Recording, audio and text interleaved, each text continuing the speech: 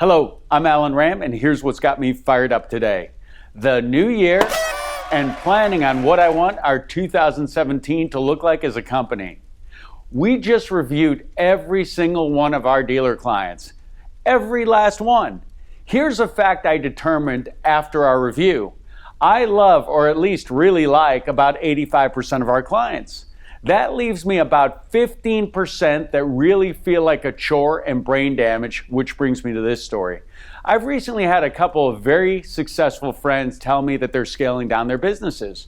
For example, one's a financial planner who's actually cutting some of his current clients loose. He only wants to work with the people he likes and enjoys working with because, let's face it, life's too short. That actually sounded amazing to me and got me thinking about my 15% problem children.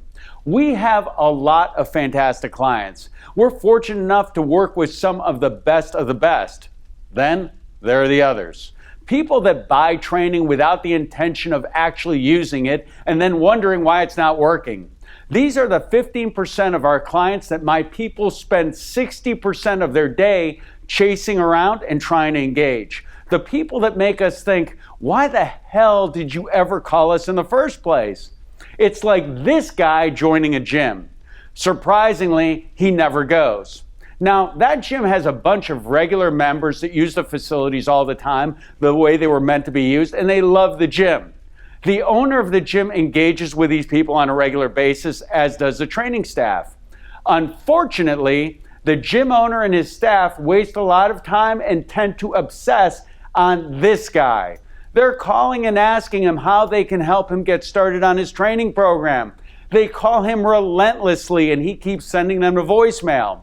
They send him fantastic articles showing him why sitting on his dead ass all day long, eating a diet heavy on fried Twinkies and stuff wrapped in bacon, and then washing it down with 1.5 gallons of Diet Coke is going to kill him. That is until one day when the owner says, screw it. Some people are just doomed to being this guy. At the end of the day, that's his problem. And if he doesn't want to help himself, he's going to get what he gets. It will probably be a relief to his staff when the owner says, let's not sell people like this that aren't committed memberships anymore. Just like when I tell my team that from now on, I don't want to sell everybody we talk to. Walmart sells a lot more than Nordstrom, but I personally have no interest in being the Walmart of training. I don't want to be the biggest. Being the biggest doesn't seem like all that much fun. I only want to be the best, and I want to work with the best. Just because someone wants to go to the U.S. Naval Academy or Harvard doesn't mean they get to go no matter how deep their pockets. I want to enjoy 99% of my day from now on. I think of some of the stupid objections that my team actually has great answers to. We have general sales managers that'll call and say things like, my owner isn't really into training. He's never spent any money on training. My sales team will then load that GSM's lips with all sorts of great things to hit the owner with. For example, strong math. Let's say we're only talking about inbound sales calls. Now, this is only inbound sales calls. If you as a dealer get 15 calls a day, for example, how many calls is that a month? Let's say that's about 400, give or take. The difference between getting 10% of those people in the door, which is, by the way, what a lot of dealerships that do a crappy job of training their people get, and 50 to 60% plus, which is what you should get, is the difference between conservatively 40 and 200 phone-ups showing up at your dealership a month. A difference of 160. If you only closed half of those, which you won't, you'll close more, that would be a difference of 80 deals a month. That's a big number. Or we also have catchy one and maybe two-liners.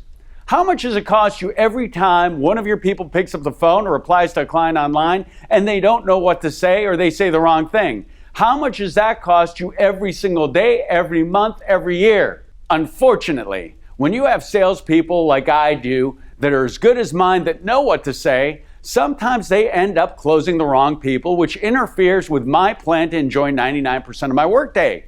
From now on, when someone says, my owner or GM isn't really into training to one of my people, they're going to be trained to reply, good luck with that. Thanks for calling. Bye, Felicia. Somebody invests all this money in a franchise and a facility. They have no problem spending $60,000 a month plus on advertising, but then when someone talks to them about spending $1,000 a month on training, they're puking in a trash can. Makes no sense to me, but then again, it doesn't have to because it's not really my problem. So in conclusion, here's what I'm going to say to Open 2017. Whenever you buy anything that is called training, for it to work, it's actually going to have to resemble a little bit of work. It's training and not freaking magic. Here's something else to remember. Nothing good will ever happen at your dealership despite poor management. So I would say step number one is to make sure to train your managers. Train your managers so that you can then hold them accountable.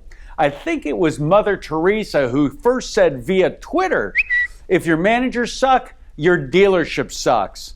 The best managers will always get the best results. If you're really ready to take 2017 next level, please call us about applying to attend one of our 2.5-day Management by Fire events. We don't need all of you there, just those of you that want to and are ready to win and make 2017 your best year yet.